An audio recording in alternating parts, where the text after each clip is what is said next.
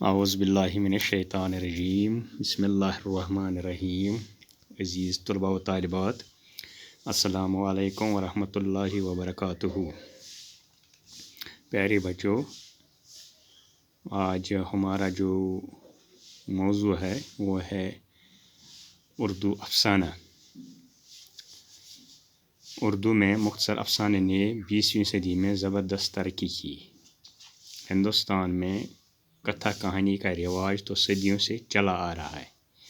اسی طرح عربی اور فارسی ادب میں حکایت کی روایت ملتی ہے، لیکن مختصر افسانے کی صنف اردو میں مغرب کے اثرات کی دین ہے۔ اردو میں گزشتہ صدی کے شروع میں سب سے پہلے پریم چند نے افسانے لکھنے شروع کیے، اور دیکھتے ہی دیکھتے صنف افسانہ نے ایسی ترقی کی کہ اردو فکشن کی مقبول ترین صنف ہو گئی۔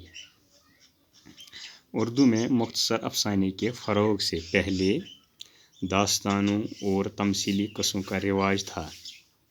ناول کی ابتدا بھی ہو چکی تھی، لیکن جیسے جیسے حالات بدلے اور زندگی کی کشمکش بڑھی، نیز فرصت اور فراغت کم ہونے لگی، تو مختصر افسانہ نگاری کا رواج عام ہوا۔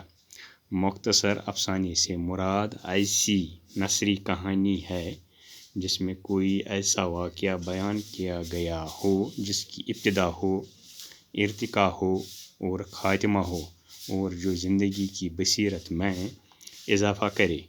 افسانے کی یہ بھی تعریف کی گئی ہے کہ کوئی ایسا بیان جو اپنی جگہ مکمل ہو اور ایک ہی نشست میں پڑھا جا سکے۔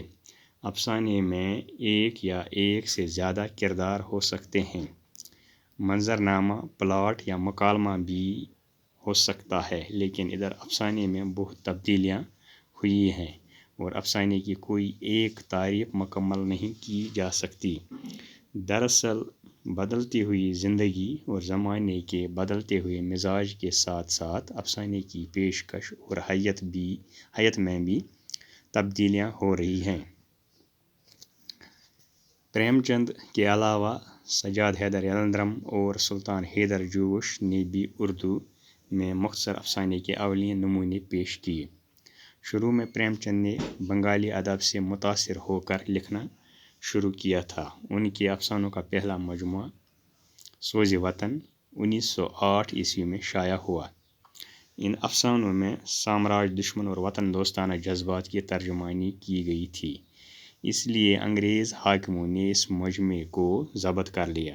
پریم چند کی ابتدائی کہانیوں میں داستانوں کے انداز کی جھلک تھی، لیکن بعد میں ان کا فن برابر ارتقا رہا اور انہوں نے اردو افسانہ نگاری کو نئی بلندیوں تک پہنچایا۔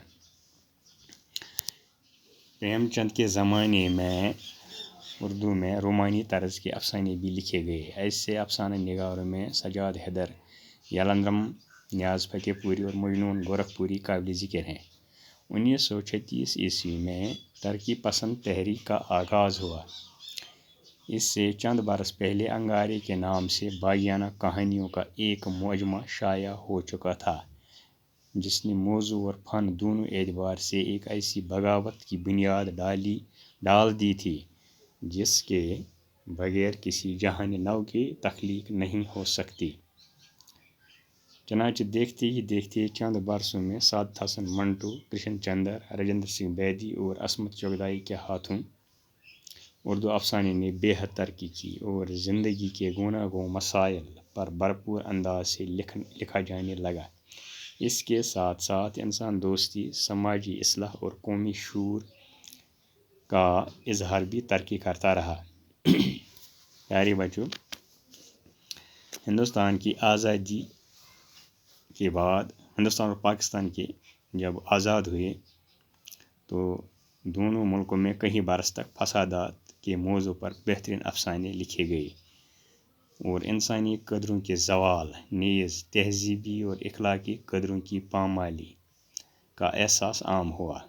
آزادی کے بعد ابھرنے والے افسانہ نگاروں میں قرۃ العین حیدر نمایاں حیثیت رکھتی ہیں۔ ان کے افسانوں میں ایک خاص طرح کا تاریخی شعور اور وقت کا احساس ملتا ہے۔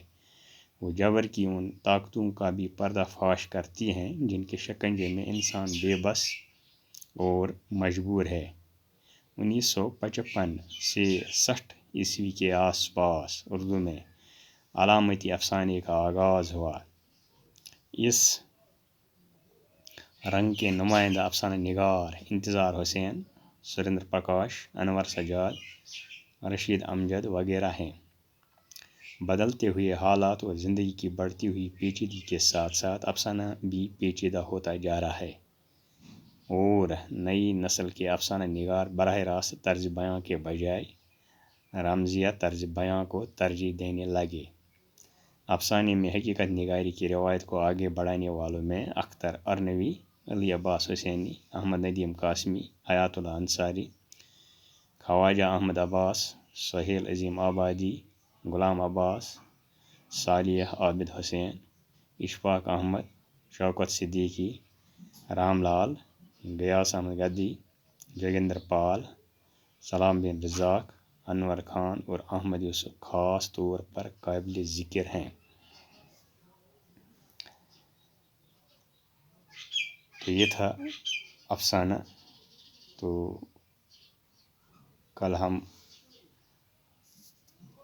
اردو افسانہ آسمان پھول لوح کے بارے میں جانکاری حاصل کریں گے۔ آج کا سبق جو ہے وہ اتنا ہی ہے۔ خدا حافظ۔